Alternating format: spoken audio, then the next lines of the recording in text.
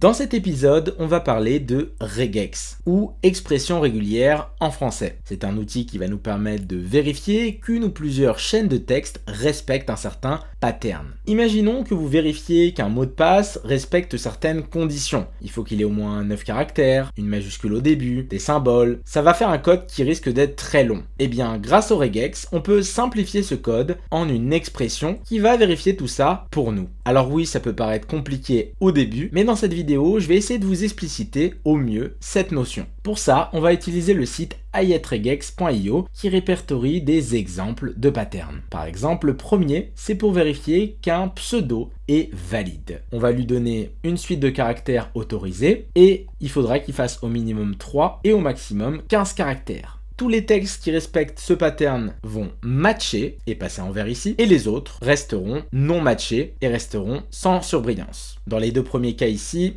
c'est le nombre de caractères minimum qui n'est pas respecté. Pour le John Doe, il y a un espace qui n'est pas autorisé comme caractère. Et enfin, pour le dernier, il dépasse le nombre de caractères autorisés. Autre pattern possible pour un pseudo Discord. Sur les anciens pseudo Discord, on avait n'importe quel caractère autorisé. Fallait qu'il fasse entre 3 et 32 de taille. Le fameux dièse et des chiffres entre 0 et 9. Et il en fallait exactement 4, pas plus pas moins. Voici un autre exemple d'expression régulière. On écrit des règles, des conditions pour s'assurer que les choses sont comme on veut. Allez, troisième exemple pour une date. Alors oui, là ça commence à être bien technique car il prend en compte tous les cas de date avec le slash, le tiret, le format américain, le format français, etc. Mais chacune des expressions régulières qu'on va écrire a toujours un moyen très simple au départ de se former, d'être écrit. Après, on peut le pousser plus loin pour prendre en compte plus de conditions, mais aujourd'hui, dans cette vidéo, on va rester sur des choses beaucoup plus simples. Je vous propose dans un premier temps d'écrire une première regex ensemble qui aura pour but de vérifier qu'un email est valide. Pour ça, rendez-vous sur le site regex101.com que je vous mettrai en description. On va ici écrire le pattern pour vérifier nos emails et mettre ici des emails de test. Alors la première question qu'on va se poser, c'est quelles règles on veut définir. Et bien c'est simple, un email, il faut qu'il y ait quelque chose, arrobase quelque chose, point quelque chose. Et donc on va définir ces règles ici. Pour dire que c'est le début de l'expression, on va mettre ce symbole, sinon il va commencer à matcher n'importe où dans la phrase. Puis on va mettre des crochets. Les crochets vont permettre de définir les caractères autorisés. Par exemple, A, B, C, D, E, F, G, etc. Je vous rassure, on va pas tous les écrire. On peut juste écrire A-Z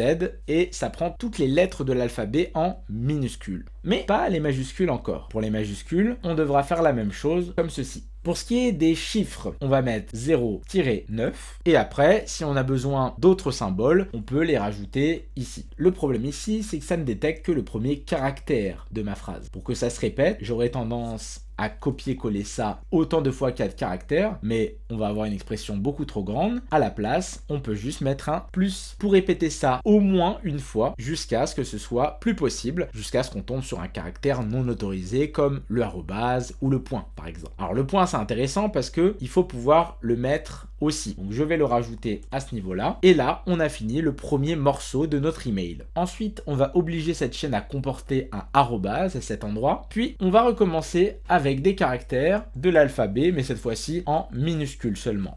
Si on veut que ça se répète, on met le plus. Si on veut définir un nombre minimum de caractères et maximum et que ça se répète, on peut mettre les accolades. Là, par exemple, si je mets 2, il faut qu'il y ait au minimum 2 caractères. Si je mets 2,4, on aura une limite qui est fixée. Pour finir, il faudra un point et quelque chose après. Ce quelque chose, ça va être FR, com, EU, US, etc. Donc là, vous avez plusieurs possibilités. Soit vous définissez entre parenthèses les domaines autorisés, FR, pipe US, pipe EN, pipe com, etc.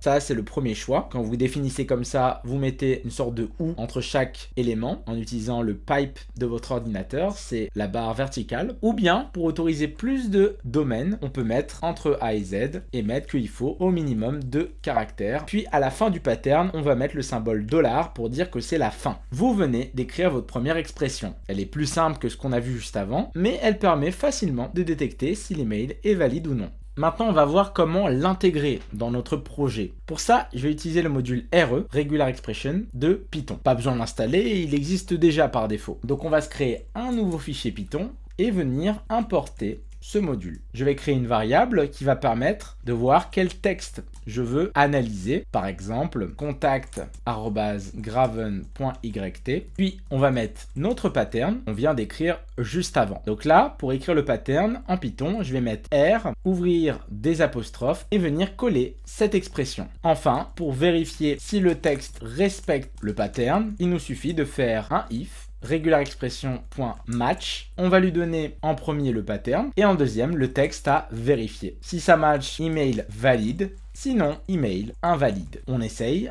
je lance le programme et l'email est valide. Donc ça fonctionne parfaitement. Si je mets ici un email qui est pas valide et que je lance le programme, email invalide. Parfait. Donc ça, c'était l'exemple de l'email. On va faire un deuxième exemple pour vérifier que c'est une vidéo YouTube. Je vais mettre des liens à tester, parmi lesquels on retrouvera une seule vidéo YouTube qui est correcte. Je vais commencer par mettre le symbole de départ, puis on va avoir le https://. Vous voyez que les // je n'ai pas le droit de les écrire comme ça, car ce sont des symboles utilisés pour écrire des expressions régulières. Donc il va falloir que je les échappe en mettant devant un backslash, comme ceci. Ensuite, on voudra www.youtube.com/, il faut aussi échapper. Et là, pour vérifier que c'est une vidéo, ça commence par watch.v égale. Le point d'interrogation est aussi utilisé, donc il faut que je l'échappe également. Et là, on va autoriser une séquence de texte avec des lettres de l'alphabet en minuscule, en majuscule, des chiffres, des tirés du 8, tirés du 6, et que ça se répète. À la fin, on n'oublie pas le $. Et comme vous le voyez ici, seul le lien de la vidéo YouTube match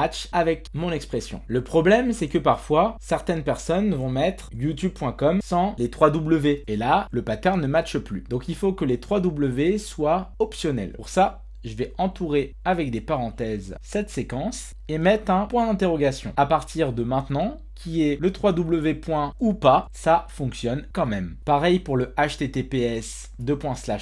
Si on met juste youtube.com/ et le lien, il faut pouvoir détecter cela. Donc je vais entourer cette séquence et mettre également un point d'interrogation. Ainsi, la détection se fait naturellement. Donc vous voyez qu'on peut quand même aller assez loin dans la détection. Et maintenant, on va tenter d'intégrer ça à notre code. Vous allez pouvoir copier le pattern et on va faire la même chose pour YouTube. On va importer le module RE, mettre le texte à vérifier, par exemple youtube.com/watchv égale dqw4w9wgxcq, puis on définit notre pattern avec le R. Si le pattern match avec le texte, dans ces cas-là, on va mettre c'est une vidéo YouTube, sinon ce n'est pas une vidéo. On essaye, je lance le programme et ça me met bien c'est une vidéo YouTube, donc ça fonctionne parfaitement. Alors il existe d'autres fonctions que le match, par exemple si je souhaite récupérer un groupe précis. Donc les groupes c'est tout ce qui est entre parenthèses, là c'est le premier groupe, le deuxième, etc. Imaginons qu'on souhaite récupérer l'identifiant de la vidéo, je vais mettre après le égal des parenthèses pour englober cet élément qui est une suite de caractères. On va utiliser le re.search en lui donnant le pattern et le texte. Ça me renverra si ça match. Donc si ça match, on peut à nouveau faire vidéo YouTube, sinon pas une vidéo. Mais en plus de ça, on peut maintenant récupérer les éléments par groupe. Je vais essayer d'afficher dans match quel est le groupe 1. Ça va me prendre le premier groupe avec le HTTPS. Groupe 2, ça va me prendre none puisque l'élément était optionnel. Mais si je l'avais rajouté ici, il me l'aurait récupéré. Et enfin, si je mets 3, ça me prend bien l'identifiant de la vidéo. Donc ça fonctionne parfaitement. Bien évidemment, si on regarde ici la petite documentation, on peut utiliser des raccourcis. Par exemple, au lieu de s'embêter à mettre tous les symboles, on peut utiliser le anti/w et du coup, ça va nous permettre de gagner en lisibilité et avoir le même résultat. Pour les nombres, c'est \d, pour les non-digits, c'est \d majuscule, etc. Vous en avez plein, le but c'est d'économiser de l'espace pour une expression qui est plus concise. Dans la plupart des cas, en 2024, on écrit rarement nous-mêmes sa regex. C'est vrai qu'on va plutôt la chercher sur des sites, par exemple ici pour un numéro de téléphone, ou encore ici pour un numéro de carte de crédit. Mais parfois, c'est bien de voir dans quoi on s'embarque et de comprendre ce qu'on écrit. Donc voilà un petit peu ce que je voulais vous montrer aujourd'hui. J'espère que cette vidéo vous aura plu. C'était Graven. Ciao à tous et à la prochaine.